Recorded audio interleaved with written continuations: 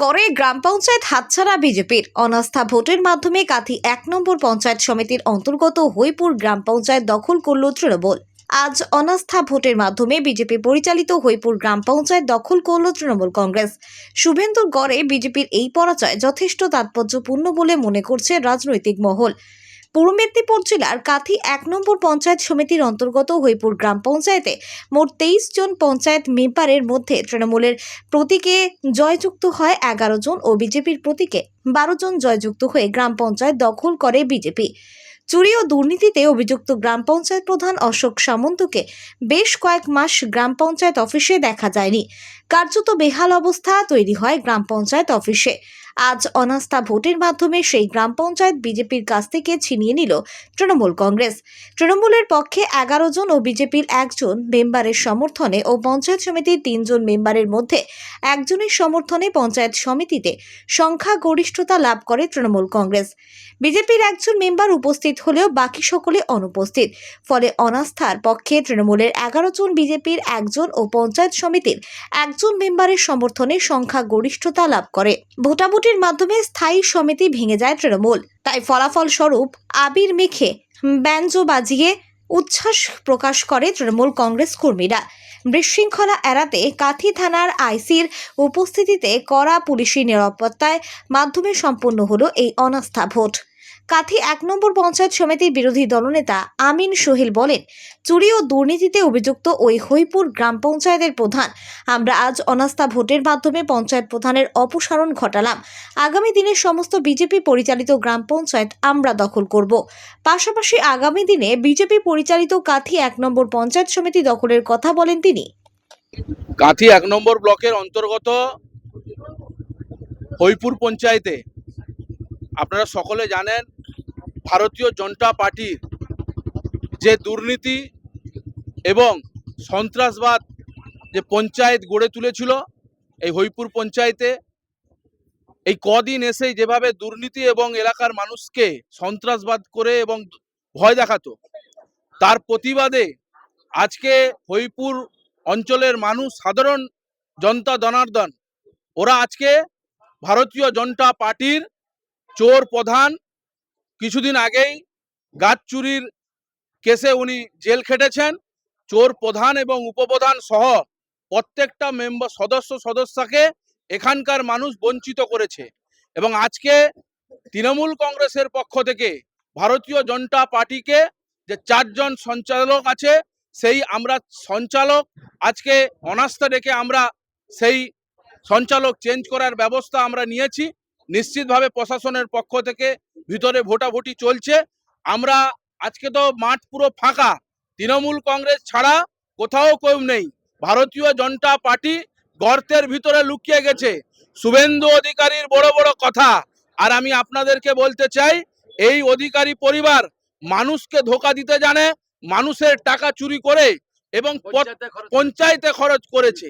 তাই আমি আপনাদেরকে বলতে চাই, আজকে আগামী দিনে শুধু হইপুর পঞ্চায়েত নয়, যে কটা পঞ্চায়েত কাথি 1 নম্বর ব্লকে ভারতীয় জনতা পার্টি নিয়েছে, যেভাবে দুর্নীতি শুরু করেছে, যেভাবে সন্ত্রাসবাদ শুরু করেছে, কাথি 1 নম্বর ব্লকের প্রত্যেকটা বিজেপি পরিচালিত পঞ্চায়েত তৃণমূল কংগ্রেসের দখলে হবে এবং আগামী দিনে কাথি 1 পঞ্চায়েত সমিতিও আমরা দখল করব, এটুকু আমরা বলতে চাই। কিন্তু আমাদের নেত্রী মমতা ব্যানার্জি এবং নেতা অভিষেক ব্যানার্জির নেতৃত্বে যে যিনি বিজেপিতে ছিলেন, উনি আমাদের তৃণমূল কংগ্রেসের হাত ধরে এসছেন। উনি বুঝতে পেরেছেন যে বিজেপিতে থাকলে কোনো উন্নয়ন হয় না। উন্নয়ন, মানুষের পাশে থাকতে হলে, উন্নয়ন করতে হলে তৃণমূল কংগ্রেসের পতাকা ধরতে হবে। মমতা ব্যানার্জি, অভিষেক ব্যানার্জির নেতৃত্বে মানুষের পাশে থাকা যায়, মানুষের কাজ করা যায়। আগামী দিনে এই ভারতীয় জনতা পার্টিতে কেউ থাকবে না। আমরা দরজাটা খুলেছি। কাথি 1 নম্বর ব্লক তৃণমূল কংগ্রেসের পক্ষ থেকে আগামী দিনে অনেক বিজেপির বড় বড় নেতা আসতে বাকি আছে, এটুকু আমি আপনাদেরকে বলতে চাই। আমরা করিনি এই কারণে বিডিও সাহেব পঞ্চায়েত প্রধানের সঙ্গে কোনো আলোচনা করেনি এই বিষয়টা নিয়ে, এবং আইনের মাধ্যমে আমরা গেছি এবং বিডিও সাহেবকে একটা চিঠিও দেওয়া হয়েছে উচ্চ আদালত থেকে। উনি আদালতকে অবমাননা করেছে। কি কারণে কোর্টের দ্বারস্থ হয়েছিলেন? আমরা দলত্যাগ যে আমাদের পঞ্চায়েত নির্বাচিত সদস্য তৃণমূলে গেছেন, তার বিরুদ্ধে আমরা কোর্টে আবেদন করেছি এবং সঞ্চালকের ব্যাপারটাও নিয়ে আমরা এই বিষয়টা আদালতে আবেদন করেছি। আর আজকে যে বনস্থা ভোটের মাধ্যমে এই যে স্থায়ী কমিটির অপসারণ করা হলো, এটা কি বলবেন? সময় বলবে, আইনি ব্যাপার সময় বলবে। আপনার কি আবার কোর্টের দ্বারস্থ হবেন? আমরা তো করেছি, কি হয় সময় বলবে। আপনার নাম আর দেখুন। স্থায়ী সমিতির তো দেখা গেল আজকে ভোটার যে আপনারই তো প্রতীকে যেটা তিনি তো অংশগ্রহণ করলেন, আপনারা কেন উপস্থিত হলেন না? উনি তো চলে গেছেন তৃণমূলে, উনি তো আমাদের দলত্যাগ করে চলে গেছেন। উনি সমস্ত বিষয়ে ওনার প্রমাণও আছে। উনি যে অথচ তো দেখা যাচ্ছে উনি ওনার সংসদ এলাকায় বিজেপির সদস্যতা অভিযান ব্যানার টাঙিয়ে নিজেই বাড়ি বাড়ি প্রচার করে সদস্য করাচ্ছেন, সদস্য সংগ্রহ করেছেন। ওনার একটা অভিনয়, সেই ব্যাপারটা বুঝছেন আমাদের জেলা সভাপতি, ওনার ব্যাপারটা বুঝবেন।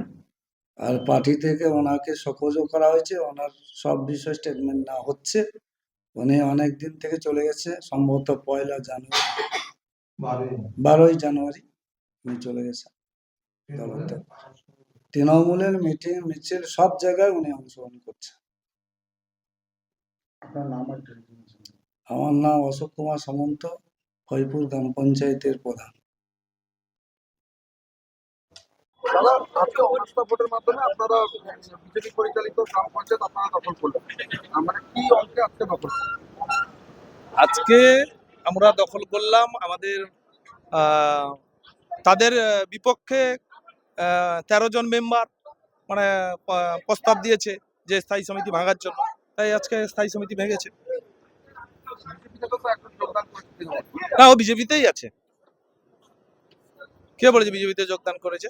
ও তো বিজেপির মেম্বারশিপ আছে, বিজেপির কর্মসূচি করছে।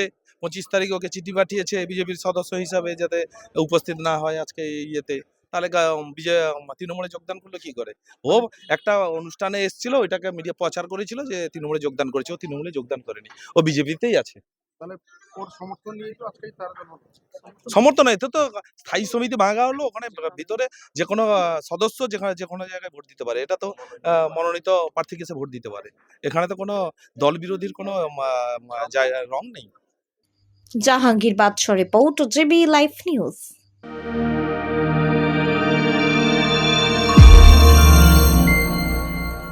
আপনারা দেখছেন জেবি লাইভ নিউজ, সব খবর সবার আগে।